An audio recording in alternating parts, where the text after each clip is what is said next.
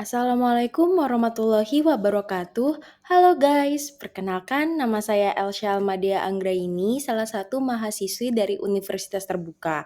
Di sini saya akan membahas terkait sejarah lahirnya Pancasila. Guys, sebelum memasuki terkait pembahasan sejarah lahirnya Pancasila, kita harus tahu apa Pancasila itu. Ya, Pancasila itu dari bahasa Sanskerta, di mana panca yang berarti 5 dan sila itu berarti dasar atau prinsip. Nah, jadi Pancasila itu 5 prinsip utama yang menjadi fondasi dan pedoman hidup bagi kita sebagai bangsa Indonesia. Guys, sejarah lahirnya Pancasila, pertama dengan Jepang membentuk Badan Penyelidik Usaha-Usaha Persiapan Kemerdekaan Indonesia atau yang disingkat BPUPKI pada tanggal 29 April 1945 setelah menjanjikan kemerdekaan Indonesia. Tugas utama BPUPKI adalah merumuskan dasar negara yang akan menjadi fondasi bagi Indonesia setelah kemerdekaan, di mana pada sidang BPUPKI yang pertama berlangsung dari 29 Mei hingga 1 Juni 1945.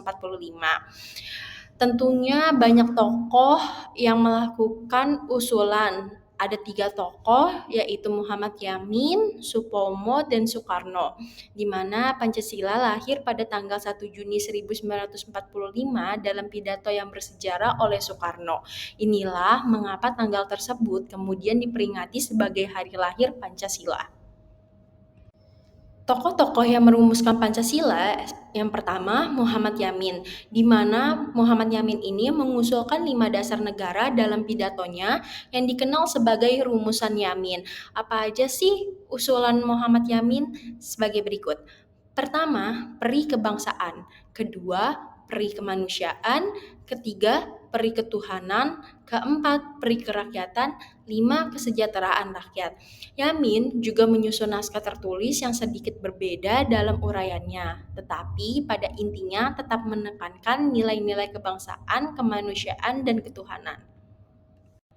Kedua adalah Supomo. Dalam pidatonya pada tanggal 31 Mei 1945, ia lebih menekankan konsep negara integralistik di mana negara dan rakyat merupakan satu kesatuan yang tidak bisa dipisahkan.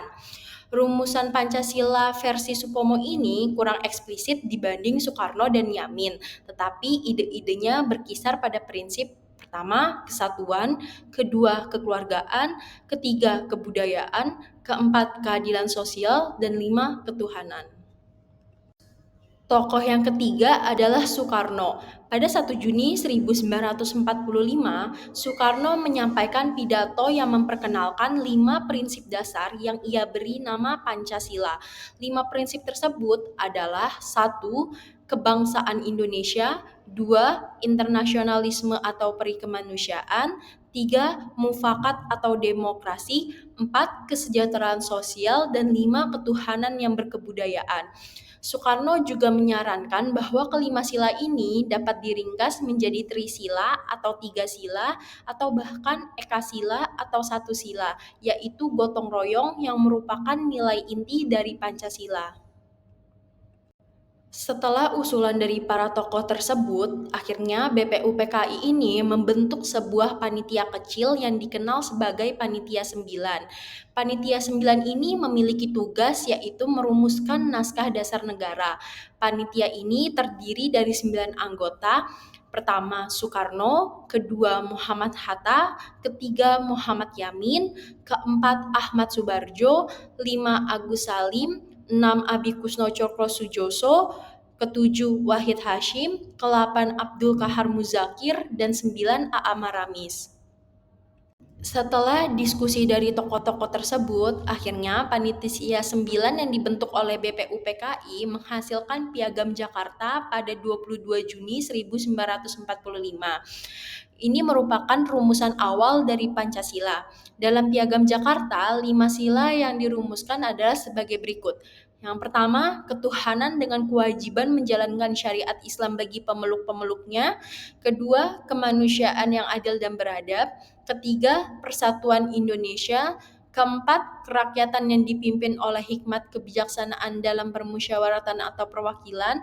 Kelima, keadilan sosial bagi seluruh rakyat Indonesia. Namun, kalimat dengan kewajiban menjalankan syariat Islam bagi pemeluk-pemeluknya akhirnya diubah pada tanggal 18 Agustus 1945 demi menjaga kesatuan dan persatuan bangsa Indonesia. Akhirnya lahirlah rumusan Pancasila yang kita kenal dengan saat ini. Tentunya dengan proses yang panjang serta proses yang cukup rumit, akhirnya Pancasila ditetapkan sebagai dasar negara atau sebagai ideologi negara bangsa Indonesia, di mana Pancasila menjadi sumber utama dari segala hukum yang ada di Indonesia. Dengan adanya Pancasila, hukum di Indonesia jadi lebih kuat untuk menjaga ketertiban dan keadilan di seluruh lapisan masyarakat. Lewat Pancasila, kita diajak untuk saling menghargai perbedaan dan menjunjung tinggi rasa persaudaraan. Inilah yang membuat Pancasila menjadi pondasi utama untuk membangun bangsa yang kuat dan harmonis.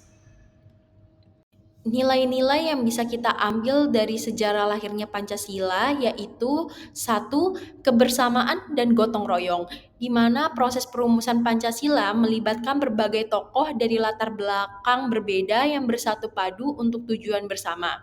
Kedua, rendah hati. Para tokoh tidak sombong dengan pendapat mereka sendiri. Jika ada pandangan yang lebih baik untuk kepentingan nasional, mereka menerimanya dengan tulus.